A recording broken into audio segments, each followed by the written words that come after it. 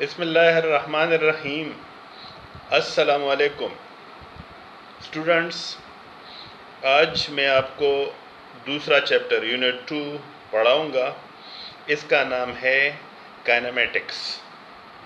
Students, आपके interest के लिए बता देता हूँ, इस डायग्राम में एक चीता दिखाया गया है। चीता is the fastest land animal with maximum speed of 114 km/h। आप सोच सकते हैं कि ये स्पीड तो कार की होती है, मोटरवे पर मैक्सिमम स्पीड लिमिट 120 km/h होती है। आप देखें, कोई जानवर भी स्पीड से दौड़ सकता है। मुख्तलिफ जानवर मुख्तलिफ स्पीड से दौड़ सकते हैं। इसलिए अगर किसी फिल्म में ये दिखाएं कि कोई घोड़ा किसी कार तक पहुंच जाता है, तो अगर पुरानी कार हो या पहले एक वक्त था कि जब स्पीड लिमिट 80 km/h होती थी या 60 मील/h होती थी, तो इसमें कोई ताज्जुब की बात नहीं है कि अगर कोई घोड़ा मुख्तसर रास्ते से जाके किसी कार को रोके। जस्ट फॉर योर इंटरेस्ट, ये आपको बताना था कि ये जो चीता है, ये लैंड एनिमल में सबसे फास्टेस्ट है। ये एग्ज़ाम्पल आपको इसलिए बताया क्योंकि हमारा जो चैप्टर है kinematics, this is about the study of motion. So एक मोशन आपको दिखाया गया है, उसका एक एग्ज़ाम्पल दिखाया गया है। जब आपको ब्रांचेज ऑफ फिज़िक्स के बारे में बताया था, तो उसमें हमने मैकेनिक्स पढ़ा था, काइनेमेटिक्स नहीं पढ़ा था। लेकिन ये कि मैकेनिक्स क्या है और फिर काइनेमेटिक्स क्या है, दरअसल this mechanics is the branch of physics in which we study about the motion of object. इस ब्रांच ऑफ फिज़िक्स में किसी मूविंग ऑब्जेक्ट के बारे में हम पढ़ेंगे। लेकिन ये जो मैकेनिक्स है, इसके दो फर्दर ब्रांचेस हैं, फर्दर डिवाइडेड हैं। एक को कहते हैं काइनेमेटिक्स, जो हमारे इस चैप्टर का नाम है। इसकी डिफिनीशन ये है, the study of motion without reference to force. आप कह सकते हैं the study of motion of objects without the cause producing this motion. मतलब ये है कि इसमें हम मोशन तो पढ़ेंगे, हरकत करते हुए अजसाम के बारे में पढ़ेंगे, लेकिन इस मोशन को पैदा करने वाले एजेंट के बारे में नहीं पढ़ेंगे। यानी आप जानते हैं कि हर तरह का जो मोशन है, उसकी वजह फोर्स है, यानी उसकी काज फोर्स है। फोर्स से ही ऑब्जेक्ट्स हरकत करते हैं। लेकिन इस ब्रांच ऑफ फिज़िक्स में हम फोर्स का हवाला नहीं देंगे। कोई ऑब्जेक्ट हरकत में है तो उसको डिस्कस करेंगे, लेकिन ये डिस्कस नहीं करेंगे कि इस ऑब्जेक्ट में हरकत किस वजह से है। तो ये हमारा इस चैप्टर का नाम है। जब हम इंशाअल्लाह अगले चैप्टर में जाएंगे तो डायनामिक्स पढ़ेंगे, जो इस मैकेनिक्स का दूसरा ब्रांच है। अब जो डायनामिक्स है, this is the study of motion of objects with reference to force.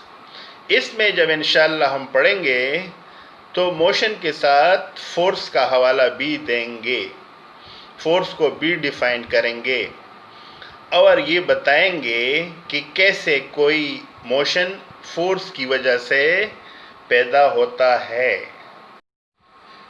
Topic पर जाने से पहले मोशन की कुछ मिसालें बता दूं। एग्जाम्पल्स। याद रखो कि हमारे इस यूनिवर्स में हर चीज़ हरकत में है। अगर हम बड़े लेवल पर देखें तो हमारा जो सोलर सिस्टम है, इसमें सन सेंटर में और 9 प्लैनेट्स इसके इर्द गिर्द घूमते हैं। लेकिन हमारा ये जो सोलर सिस्टम है, ये खुद भी घूमता है पूरा, और एक स्पेस में घूमता है जिसको हम मिल्की वे कहते हैं।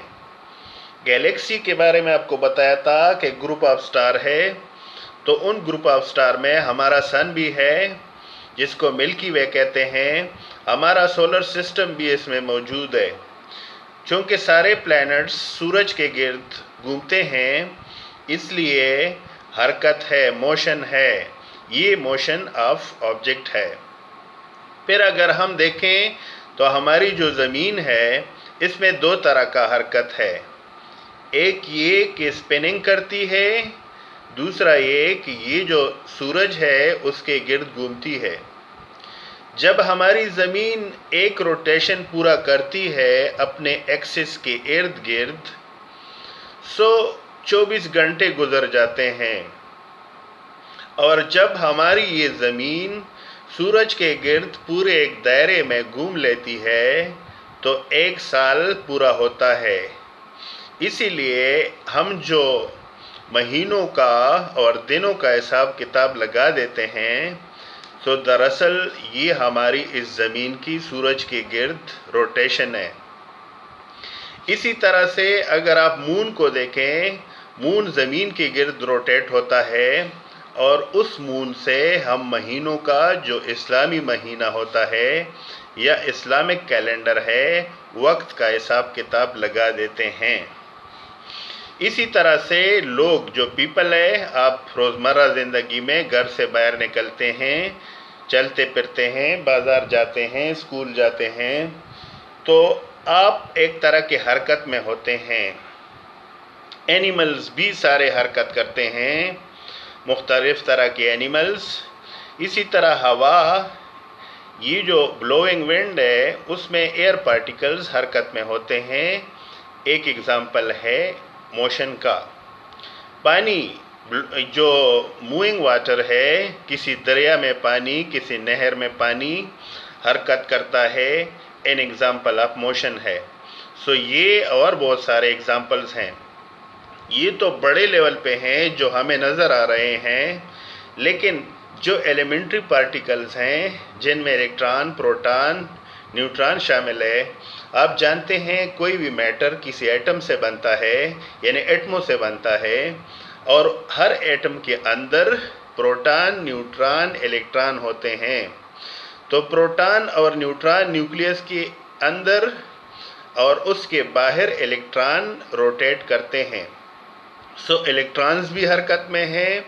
इसी तरह न्यूक्लियस के अंदर प्रोटॉन और न्यूट्रॉन भी हरकत में, कभी प्रोटॉन न्यूट्रॉन में बदलता है और न्यूट्रॉन प्रोटॉन में बदलता रहता है। इसलिए एलिमेंट्री पार्टिकल्स में भी मोशन है। मोशन डिस्कस करने से पहले हम रेस्ट डिफाइन करते हैं और डिस्कस करते हैं। रेस्ट अपोजिट टू मोशन है। जिस तरह दिन को समझने के लिए रात का समझना ज़रूरी है, इस तरह से मोशन को समझने के लिए रेस्ट का समझना ज़रूरी है। डिफाइन इस तरह करते हैं, a body is said to be at rest if it does not change its position with respect to its surrounding. मतलब ये है कि कोई ऑब्जेक्ट अगर इर्द गिर्द की चीज़ों के लिहाज से अपनी जगह या अपनी पोजीशन ना बदले, तो उस ऑब्जेक्ट को हम रेस्ट में कहते हैं। मिसाल के तौर पर हम कमरे में बैठे हैं तो हमारी जो पोजीशन है इर्द गिर्द की दीवारों के साथ नहीं बदलती।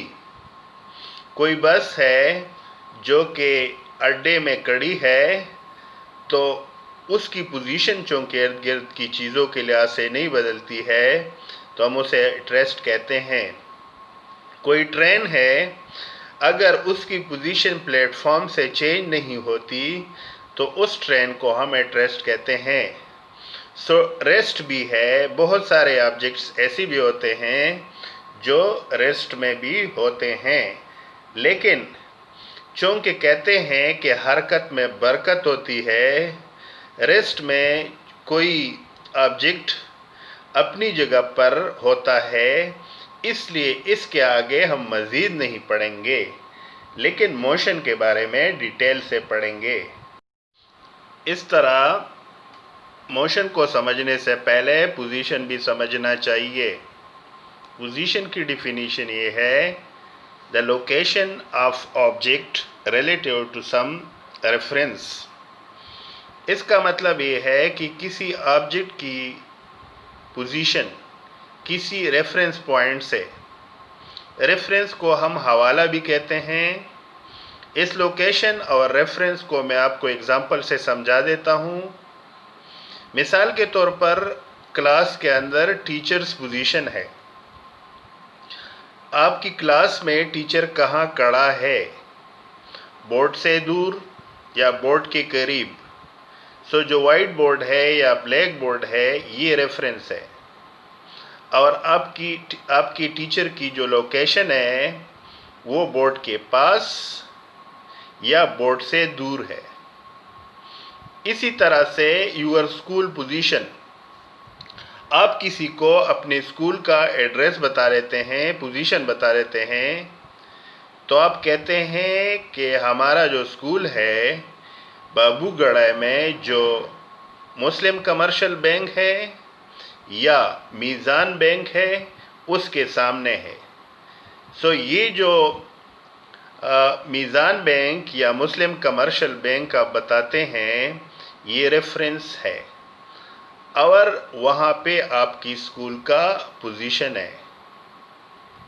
इसी तरह से आप किसी दोस्त को अपने घर का एड्रेस बता देते हैं, तो आप कहते हैं कि हमारा घर मस्जिद के करीब है या मस्जिद के सामने है। तो मस्जिद रेफरेंस है और उसके सामने लोकेशन है जो आपके घर का पोजीशन है। या आप किसी से कहते हैं कि मैं आपको ट्रांसफार्मर के पास मिलूँगा। किसी गांव में किसी जगह में ट्रांसफार्मर है, उसके पास आप खड़े हैं, तो वो ट्रांसफार्मर दरअसल रेफरेंस है, हवाला है, और वहाँ पे आपका लोकेशन है। सो किसी भी पोजीशन को बताने के लिए रेफरेंस पॉइंट का बताना ज़रूरी है। हमारा जो असल टॉपिक है और ये जो चैप्टर भी है, this is about the study of motion. So motion discuss करते हैं, एग्जाम्पल से आपको समझाने की कोशिश करते हैं। डिफिनीशन ये है, an object is said to be in motion if it changes its position with respect to its surroundings। इसका मतलब कोई ऑब्जेक्ट उस वक़्त हरकत में होगा अगर वो अपनी पोजीशन को सराउंडिंग के लिहाज से बदले। सराउंडिंग्स क्या है? इर्द गिर्द की चीज़ें हैं। मिसाल के तौर पर हमारे कमरे में सराउंडिंग्स दीवारें हैं। इसी तरह से किस रोड पर आप जाए तो सराउंडिंग्स में दरख्त आते हैं, सराउंडिंग्स में बिजली का पोल भी होता है, कोई मस्जिद भी होता है, वगैरह वगैरह। इनको हम सराउंडिंग्स कहते हैं। अब आपको कैसे पता चलेगा कि कोई ऑब्जेक्ट मोशन में है? एक मिसाल बता देता हूँ, फ्री फॉलिंग ऑब्जेक्ट्स है। अगर कोई ऑब्जेक्ट ऊपर से ज़मीन की तरफ आ रहा हो तो उसकी पोजीशन मुसलसल चेंज होती रहती है, यानी उसका डिस्टेंस ज़मीन के करीब होता जाता है। ज़मीन उसके सराउंडिंग्स में है, चूँकि उसकी पोजीशन चेंज होती है, सो वो ऑब्जेक्ट इन मोशन है। इसी तरह से फ्लाइंग बर्ड्स, जब परिंदे हवा में उड़ते हैं, आप रास्ते जाते हैं, कोई परिंदा बैठा है लेकिन आपके वहाँ पहुँचने से वो उड़ जाता है, तो वो परिंदा आपसे दूर उड़ता है, यानी उसकी पोजीशन आपके लिहाज से चेंज हो रही है। इसलिए आप उसके सराउंडिंग्स में हैं और उसकी पोजीशन चेंज हो रही है सराउंडिंग के लिहाज से। इसी तरह से कोई प्लेयर है, क्रिकेट बैट्समैन है, और वो बैट्समैन बॉल को 6 के लिए मार देता है, तो वो जो बॉल है उसको मोशन में हम इसलिए कहते हैं कि वो बैट्समैन से दूर होता जाता है। सोचो कि बैट्समैन से उसका फासला बदलता रहता है।